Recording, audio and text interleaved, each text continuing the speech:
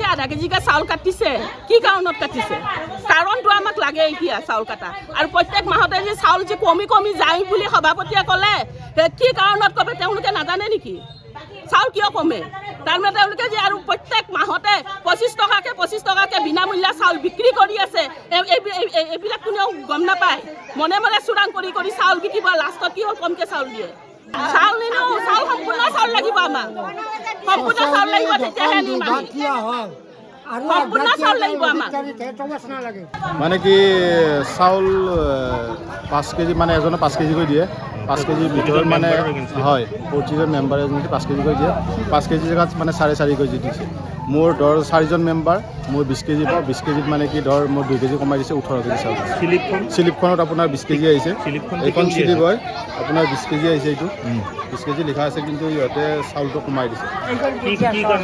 এইটো কি কাৰণত কমাই দিছে এইটো বিশেষ গম নাপাওঁ সবৰে তাৰমানে হয় হয় হয় সবৰে বহুত মানুহ আছে হয় হয় বহুত মানুহ আছে আচ্ছা মই সভাপতি হিচাপে ক'ব বিচাৰো এইটোৱে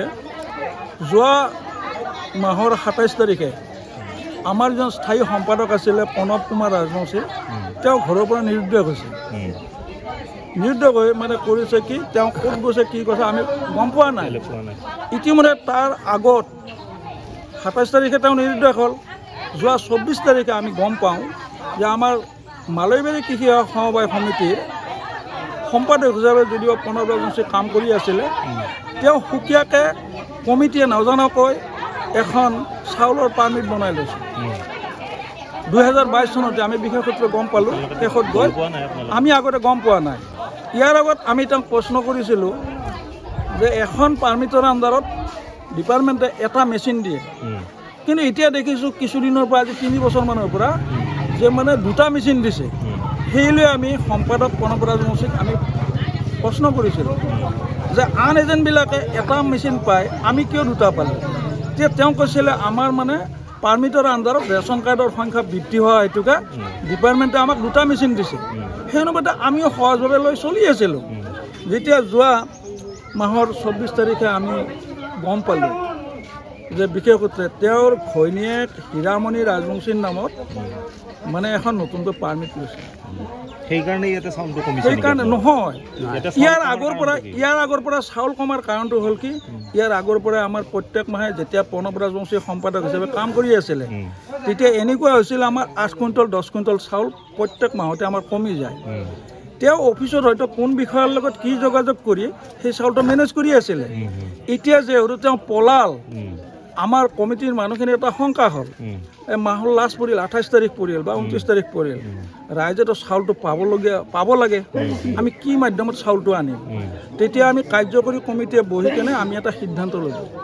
যে সভাপতি হিচাপে কমিটিয়ে মোক দায়িত্ব দিলে চাউল অনা তেতিয়া মই কমিটিক অনুৰোধ জনালোঁ যে যদিহে চাউল 10 কুইণ্টল 9 কুইণ্টল চাউল কমি যায় তেতিয়া আমি ক'ৰ পৰা ভৰিম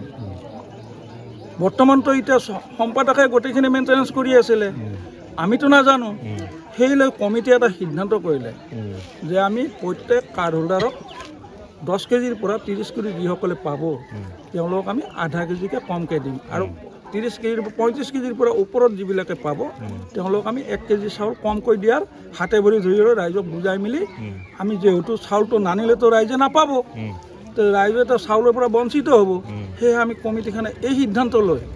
আমি তেনেকৈ চাউলখিনি বহুমুখীৰ পৰা উঠোৱা হ'ল এইখনতো মোৰ বাপকীয়া সম্পদ নহয় ৰাজহুৱা সম্পদ আমি 12 তাৰিখে জেনেৰেল মিটিং দিয়াৰ সিদ্ধান্ত কৰিছোঁ তেতিয়া ৰাইজ বহি কেনে অনুষ্ঠানটো ৰাখে শেষ কৰে ৰাইজৰ কথা সেইলৈ মানে সিদ্ধান্ত কৰে আমি তেনেকৈ